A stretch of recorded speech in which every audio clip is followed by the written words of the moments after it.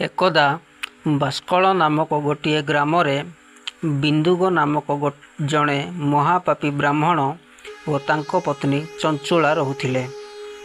चंचुलार पति ब्राह्मण हेले मध्य बहुत दुष्ट और बेश्यागामी होई जाइथिले।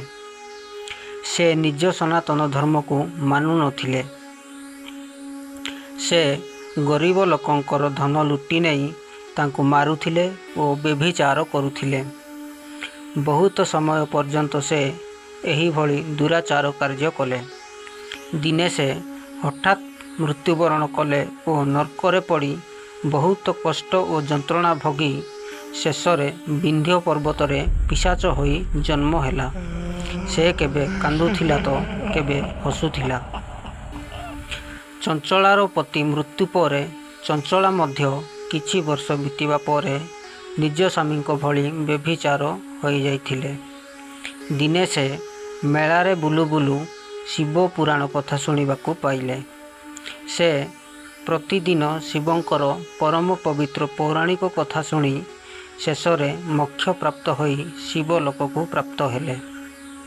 सेठारे माता पार्वती को देखि कहिले, हे माता पार्वती, मते कृपा करी कुहंतु जे मोर पापी पति मृत्यु परे केउ गति को प्राप्त हेला। माता पार्वती कहिले, देवी तुम पति बहुत कुकर्म और व्यभिचार करुथिला। तेणु से मृत्यु परे नरकरे पड़ी बहुत कष्ट और जंत्रणा भोगिबा परे विंध्य पर्वतरे भयंकर पिशाच होई जन्म होईछि। माता पार्वती को कथा सुनी चंचला कहिला, हे मां स्वरूपिणी, दया करी मो स्वामी को उद्धार करी दियंतु। तापरे माता पार्वती शिव भक्त तुम्बुरु को डाकी कहिला, तुम्बुरु, तुमे विंध्य पर्वत को जाई सेठारे पवित्र शिव पुराण कथा सुनाई बिंदु को पिशाच जनिरु मुक्त कर। तापरे तुम्बुरु चंचला सहित विंध्य पर्वत को जाई पिशाच को दौड़ी रे बांधी शिव पुराण कथा सुनाइले।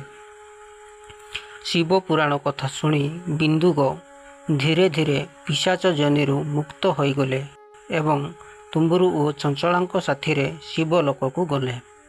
सेठारे महादेवंक सहित माता पार्वती को दर्शन करी कहिले, हे देवंकर देव महादेव, हे माता पार्वती, मते पिशाच योनिरु मुक्त करिथिबारु आपनकु कोटि कोटि प्रणाम। एही भली कही चंचला सहित बिंदुग शिवलोकरे बास कले। शिक्षा, एही कहानी आमे कौन शिखिबाकू पाइले?